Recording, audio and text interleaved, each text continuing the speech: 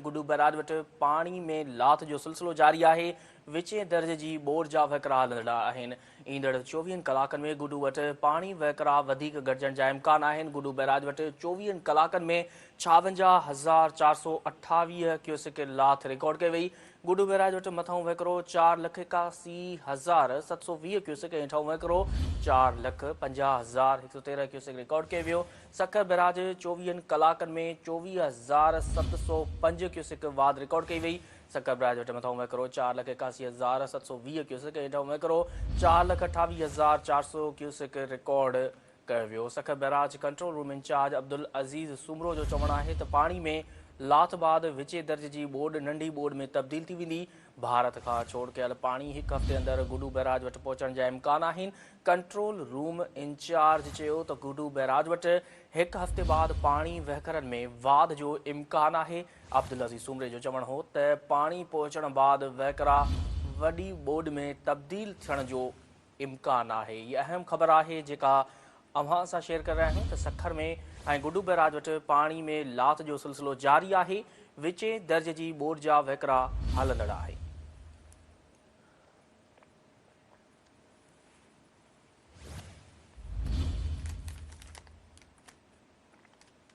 ईंदड़ 24 कलाकनि में गुडू वटि पाणी वहिकरा वधीक घटिजण जा इम्कान आहिनि। गुडू बैराज वटि 24 कलाकनि में 56,428 क्यूसेक लाथ रिकॉर्ड कई वई। गुडू बैराज वटि मथां वहिकरो 4,81,720 क्यूसेक, हेठां वहिकरो 4,50,113 क्यूसेक रिकॉर्ड कयो वियो।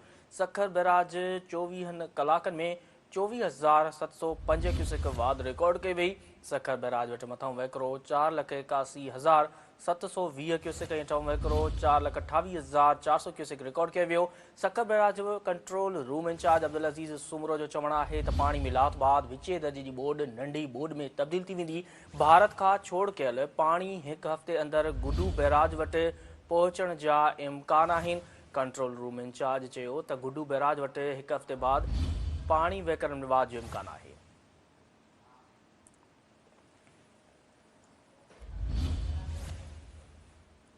सखर जी सूरत हाल खां मूंखे अपडेट कंदासीं। असां सां गॾु टेलीफोन ते मौजूदु आहे सखर खां Sindh TV news reporter Nazakat Jatoi. जी नज़ाकत, सखर बैराज जे हवाले सां आगाह कजो।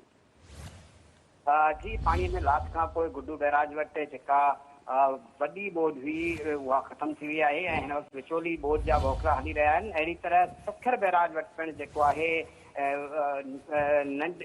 विचोली बोड जा जेके वोकरा आहिनि उहे हली रहिया आहिनि। हिन हवाले सां मां तव्हांखे ॿुधाईंदो हलां त 24 कलाकनि में गुडू बैराज वटि पाणी जो मथां वोकरो घटण बैदि जेके वोकरा आहिनि उहे इलाही घटिजी विया आहिनि। हिन हवाले सां मां ॿुधायां त गुडू बैराज वटि गुज़िरियल 24 कलाकनि में 56,428 क्यूसेक लाथ आई आहे, जॾहिं त सखर बैराज वटि जेके विचोली बोड जा वोकरा हली रहिया आहिनि ऐं गुज़िरियल 24 कलाकनि में सखर बैराज वटि 24,705 क्यूसेक पाणीअ में वाध रिकॉर्ड कई वई आहे। सखर बैराज वटि पाणीअ जो मथां वोकरो 4,81,720 क्यूसेक ऐं हेठां वोकरो 4,28,400 क्यूसेक रिकॉर्ड कयो वियो आहे।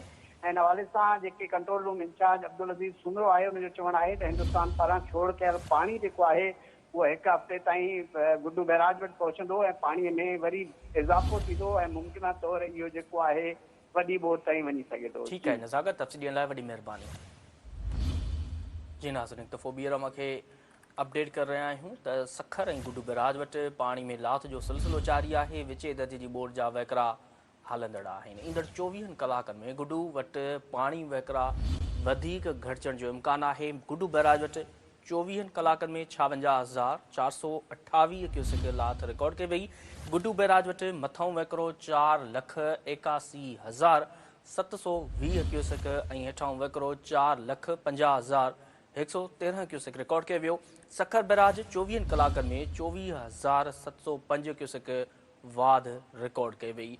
सखर बैराज वटि मथां वहिकरो 4,81,720 क्यूसेक ऐं हेठां वहिकरो 4,28,400 क्यूसेक रिकॉर्ड कयो वियो। वधीक तफ़सील मालूम कंदासीं। टेलीफोन ते मौजूदु आहे गुडू खां सिंध टीवी न्यूज़ रिपोर्टर बाला दस्ती। जी बाला, असांजे नाज़रीन खे गुडू बैराज जे हवाले सां अपडेट कजो। हाँ जी, तो बोला तो सिंधु बैराज पानी वहकरण में ॾाढी तवाद जो सिलसिलो 3 ॾींहंनि में जारी हो। तो पानी तवाद थियण बाद वॾी बोर बि डिक्लेयर थी वियो।